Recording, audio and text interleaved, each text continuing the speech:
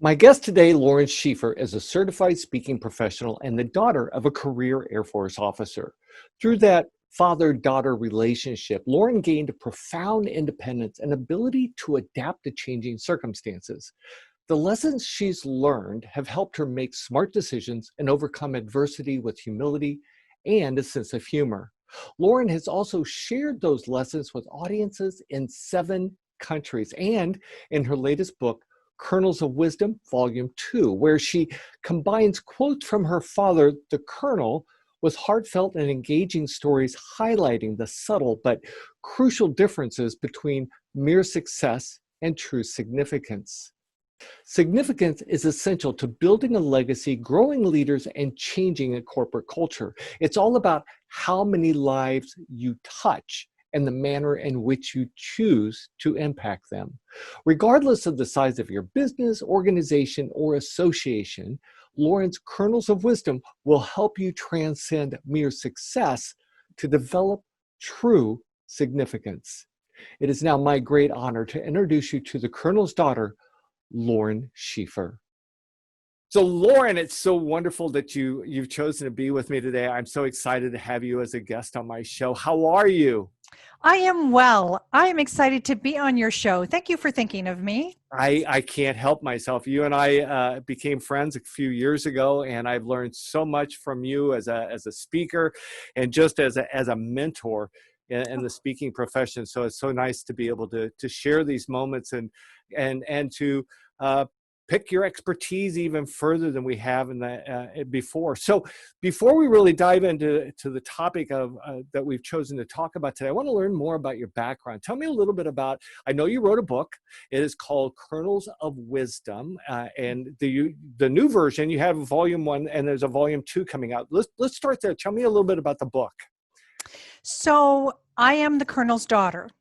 It is my brand. It is also who I am as a human being. Just about everything that I believe and teach, I learned from my dad. Awesome. And so with the first volume of Kernels of Wisdom, after Dad died, I was a little lost. I was a little adrift for a while, as you might imagine. And I started hearing his voice in the back of my head. And I decided as part of the grieving process to start writing them down. And I called them Colonellisms, and I kept them in a Word document. I thought maybe I'd give it to my kids someday. And I had a colleague say to me, you know, I never had the privilege of knowing your dad. I wish I had. I'd love to read your Colonellisms sometime. I thought, oh, that's interesting. When I had 3 people say that to me in a month.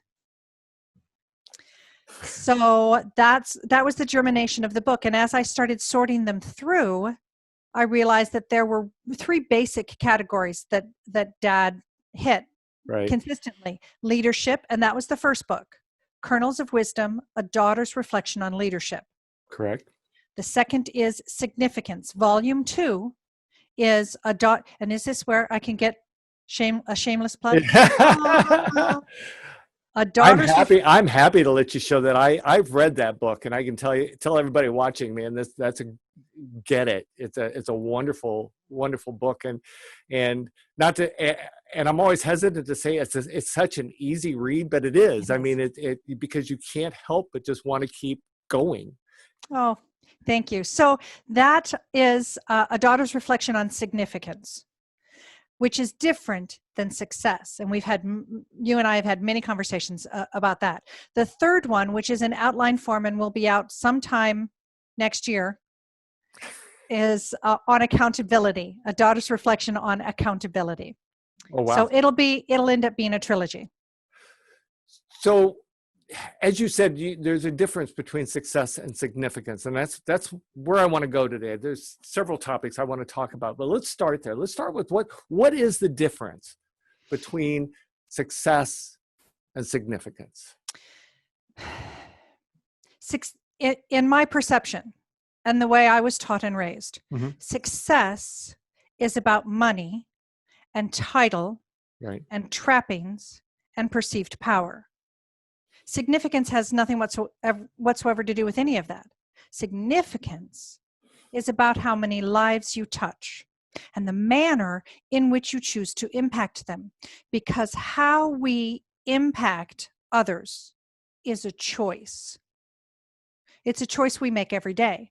And just in America today, we can see people making choices on how they impact people. Significance is about a positive impact on others' lives. Yeah, and in business, you see a lot of people that say, "Oh, I'm very successful," but when you stop and look at, so how many lives have you touched? How many lives have you changed? Which is, to me, that's even a step further than how many lives have you touched. I want to know. I like to hang around with people who are more interested in making the world a better place for everyone rather than just focusing on themselves. And that's where I see success. The people that they're always constantly out there trying to attain success or focused on themselves rather than being focused on what's happening around them. See, the challenge with that, as I see it, Ron, is you're always chasing.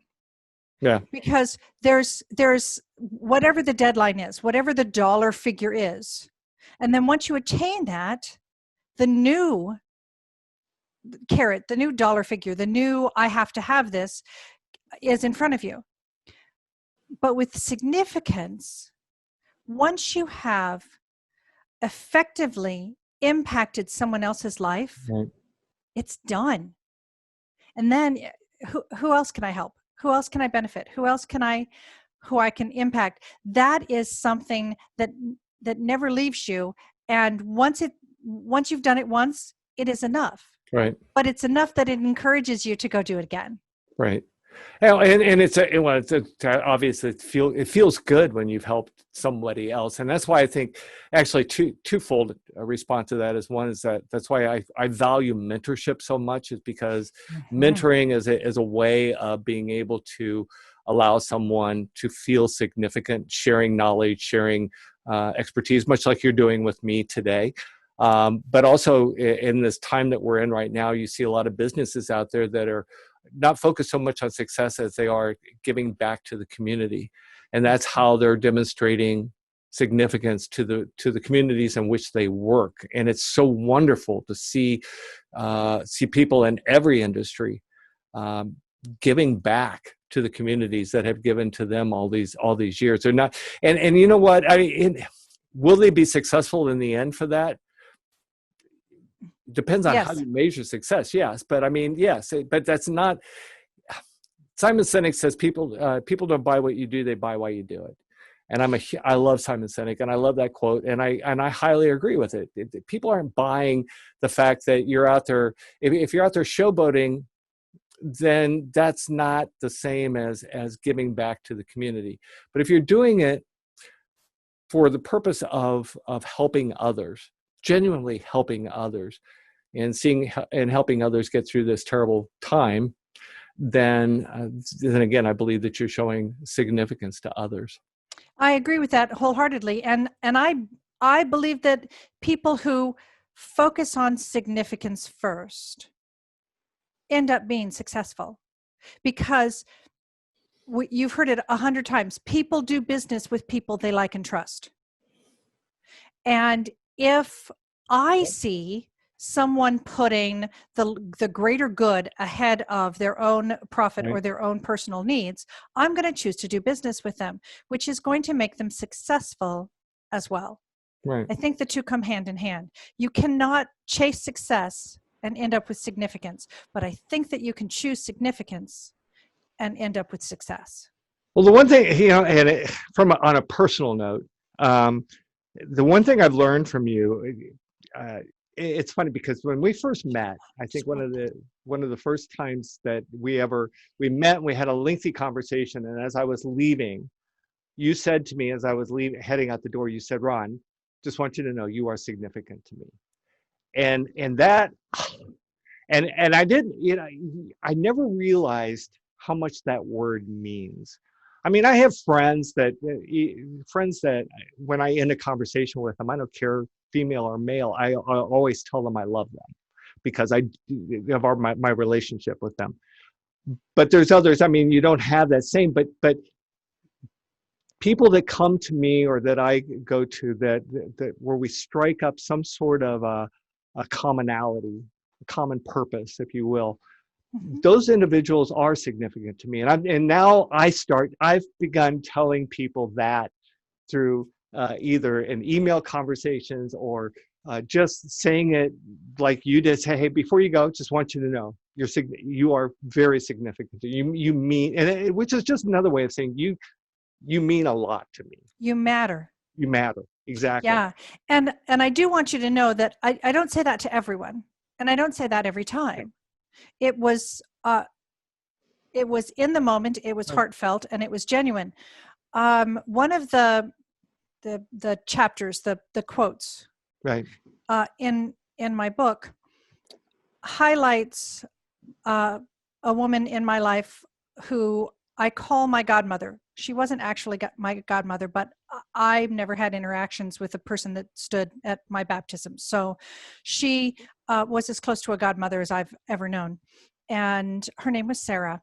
And Sarah ended every conversation with, I appreciate you. Thank you, I appreciate you. And it's a habit that I wasn't aware that I had picked up from her until someone highlighted it to me. Why do you always say that? And I said, well, wouldn't you want to be appreciated? Time is short. Time is fleeting. And if we don't take the opportunity to appreciate, to let the people know who we're working with, if I am on the phone with customer service, I will always say, thank you for your time. I really appreciate it. Right. I really appreciate you. So that is something that I say almost all the time. I appreciate to you. say you are significant to me is one step further. That means that not only did I have the opportunity to give to you, I got back from you, whether you intended it or not. And while you're talking about that, I'm thinking about how this can impact the business. Mm-hmm. As you can see, if you didn't notice, I like Disney. And Disney uses words to set a tone. In other words, employees are cast members. Right. When you walk into a Disney park, you're not a customer, you're a guest. And they treat you because of that mentality. When cast members are on duty, they're on stage. So that all of this terminology means something. It's not just words to be used as words, but as a guest, as an example, and I'll come back to why this relates to significance, but as a guest, as an example of, if I'm in a theme park at Disney and I see trash on the ground, I'm going to pick it up. I'll pick it up. I'll throw it away because I'm a guest in someone's home. It's like if somebody came into my house, if they dropped something or if they saw something, they probably do the same thing here. If we treat our customers as though they are significant or that they matter or that they, what was the other word you used? Appreciated. Mm-hmm. It's going to change the way in which we communicate with those individuals. It changes because every time you sit down to write an email to someone that you feel is significant to you, how are you going to write that email? How much different is it going to sound rather than pursuant to our previous conversation or per our conversation? This. No, it's going to be something a little bit more personal, I believe. It's going to be something that is going to actually demonstrate that how you feel about them, because customers want to feel appreciated. They want to feel significant. And how better to do that is with that mindset of every customer that comes to me is significant to me. It's not a transaction.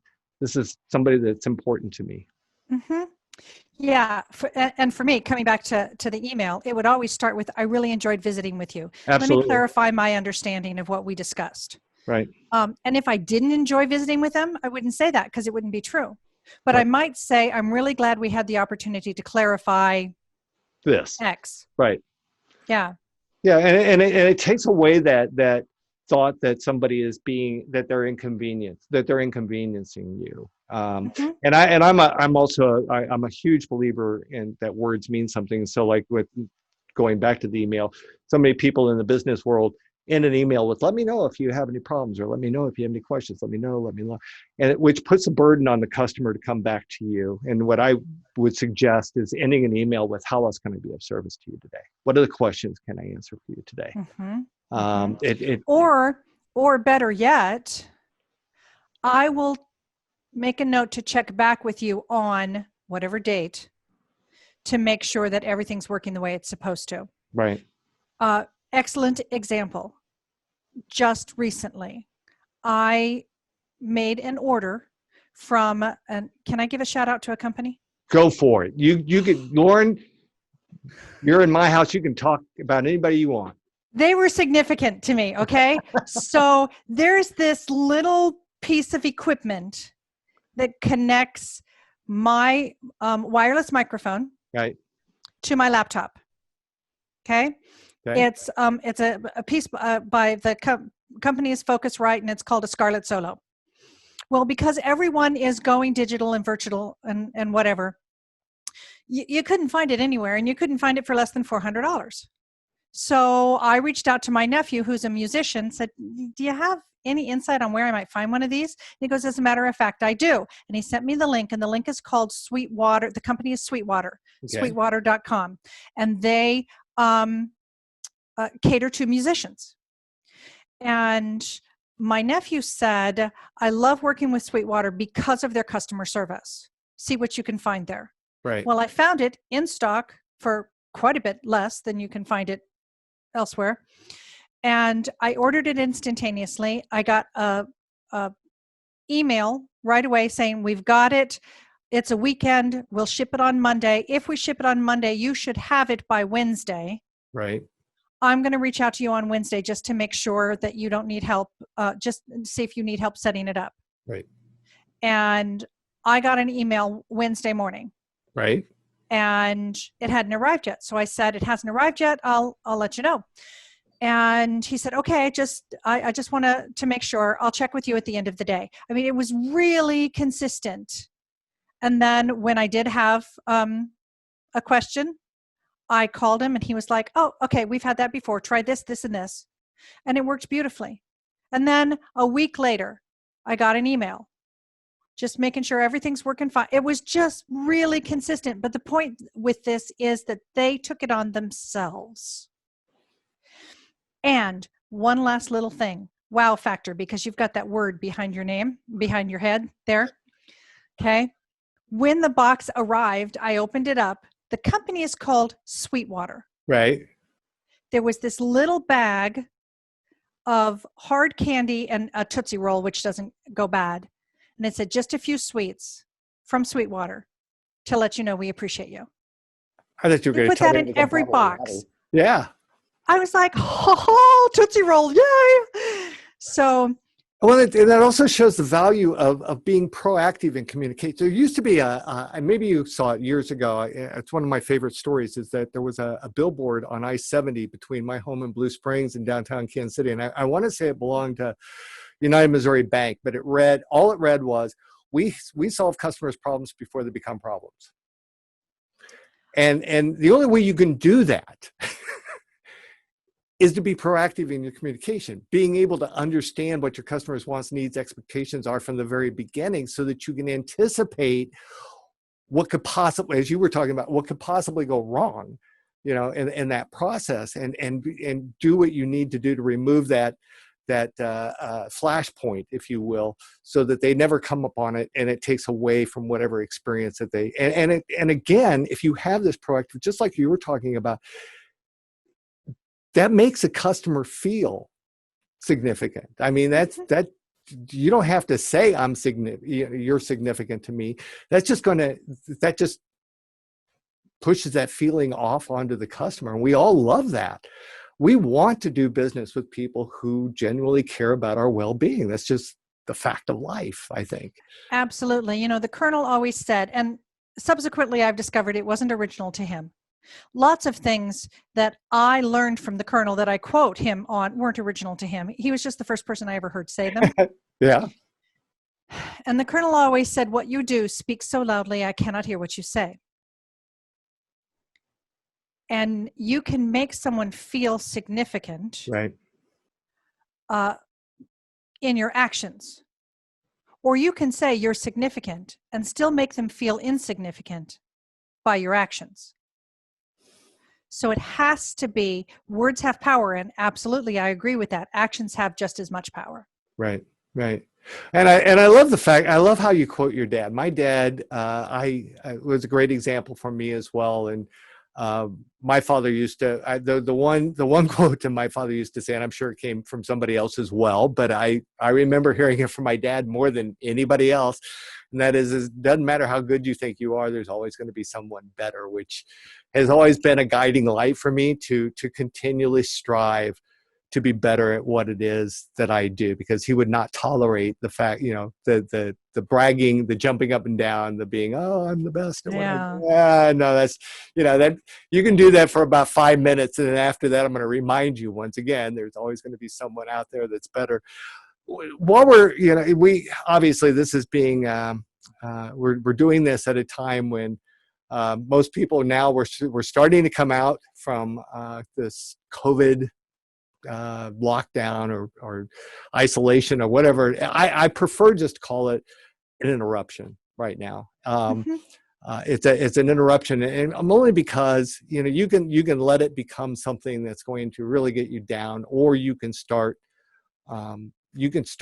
looking ahead and trying to figure out new and exciting ways to not only operate your business, but new and exciting ways, maybe even to live your life, maybe healthier ways, if nothing else, to live your life. How are you doing through all of this? So what's been how are you keeping that even keel through all of this? So I think it's important. Well, I was going to say, is my keel even? Has my keel ever been even?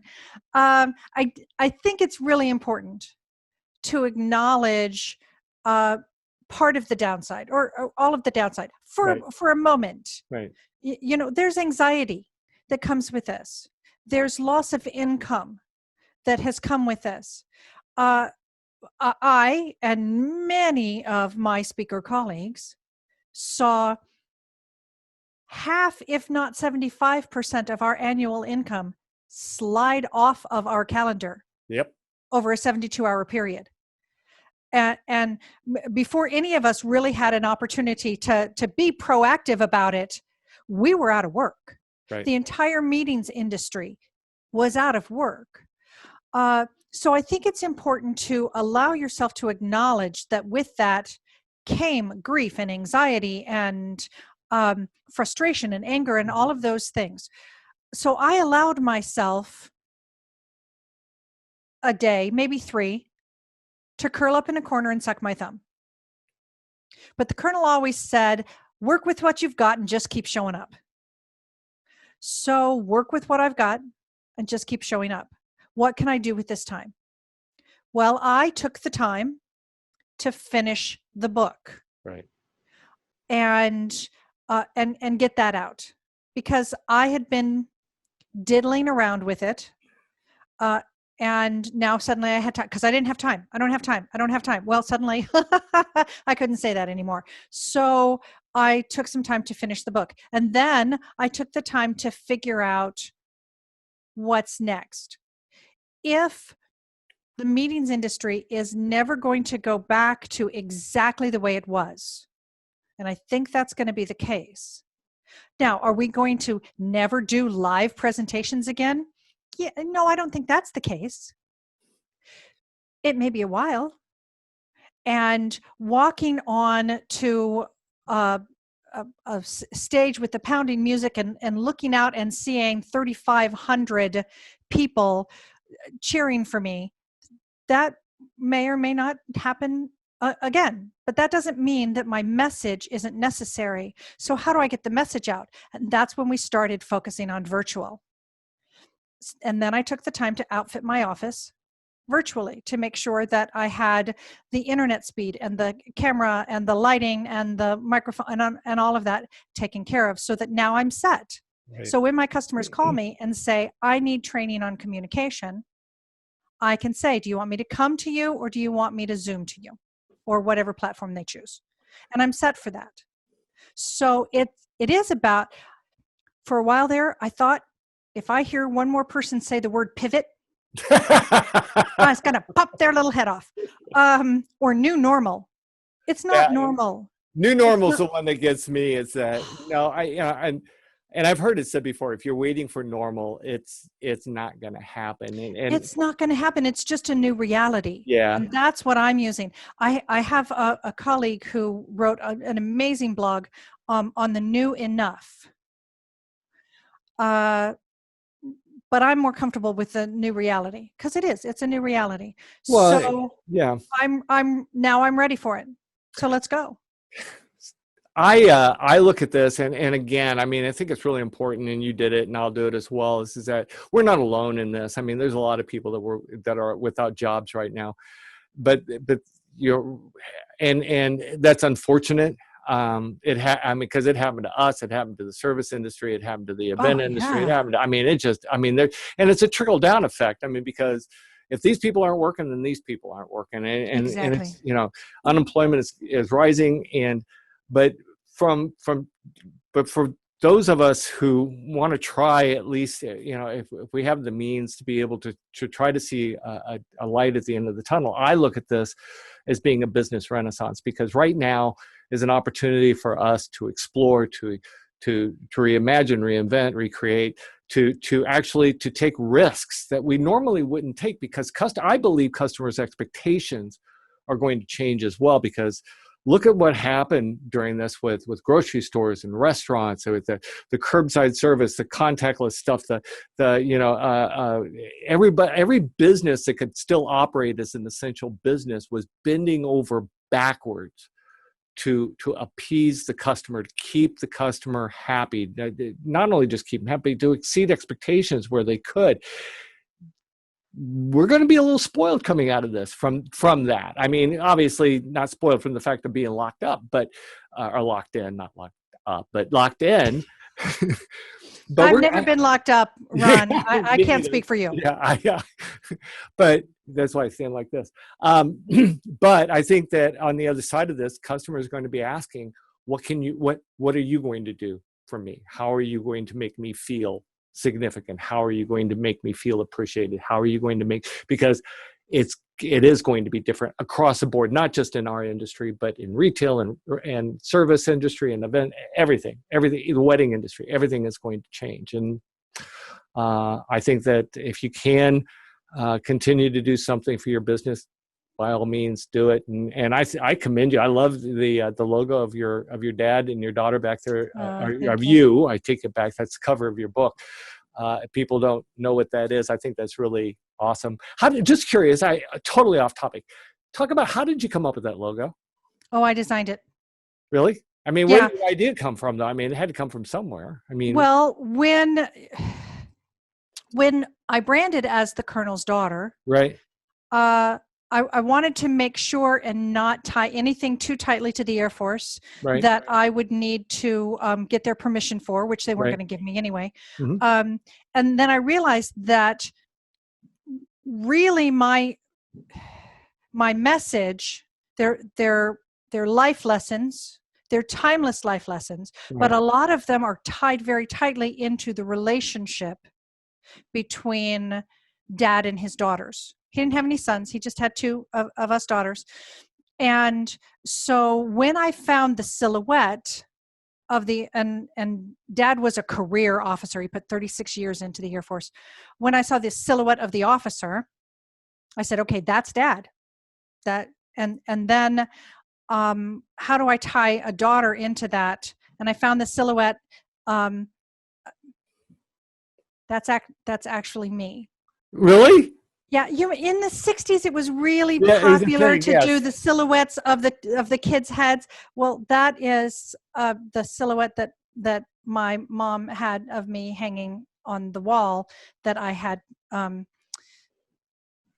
imported. So that's me. That's Dad and his daughter. You were adorable. I can tell from the silhouette that I was just an adorable kid. Stop. So that's where that came from. So Lauren, it's unfortunate, but we need to wrap this up, Okay. and because I could talk to you all day. Oh, thank you. Likewise. I love our conversations. So before we do that, though, with the book, Kernels of Wisdom, do you have? Is there a pre-order available on those, or It's available now. oh, it is? You can go to my website, which is laurenschieffer.com Okay. /books. We'll take Okay. you to the resource page. It's available for order now.